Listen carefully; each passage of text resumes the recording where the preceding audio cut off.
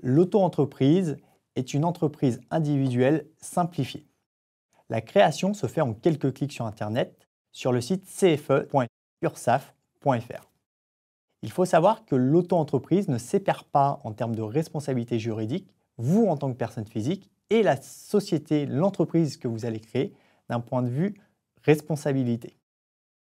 Au niveau fiscal, l'auto-entreprise est limitée en fonction de votre secteur d'activité.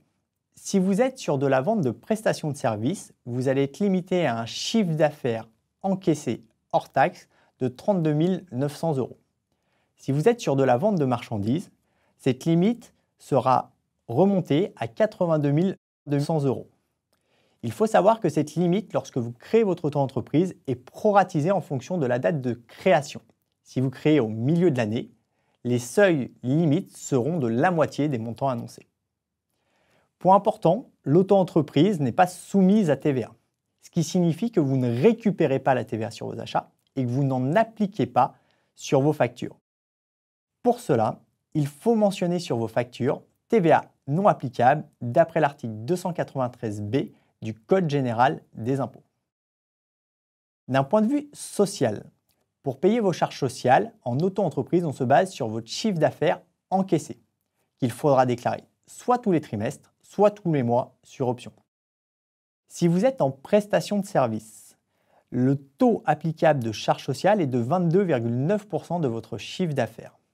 Si vous êtes sur de la vente de marchandises, le taux applicable sera de 13,3%. Ces taux peuvent être diminués si vous pouvez bénéficier de l'ACRE. L'ACRE est une aide pour diminuer ces taux de charges sociales appelés sur les 3 premières années. Ainsi, sur la première année, vos charges sociales seront très faibles, puis un peu plus élevées, et encore un peu plus élevées la 3e année, avant d'arriver sur le taux plein la 4e année. Il faut savoir qu'à ce taux de charges sociales peut s'ajouter le prélèvement libératoire. Le prélèvement libératoire concerne le paiement de l'impôt sur le revenu. Cela signifie que vous allez payer directement votre impôt sur le revenu en fonction de votre chiffre d'affaires. Lorsque vous êtes en prestation de service, on distingue 2 cas. La prestation intellectuelle, où le prélèvement libératoire est élevé à hauteur de 2,2% de votre chiffre d'affaires, et la partie artisan-commerçant, où là, il sera élevé de 1,7% de votre chiffre d'affaires. Lorsque vous êtes en vente de marchandises, ce pourcentage est de 1% pour le paiement de votre impôt sur le revenu.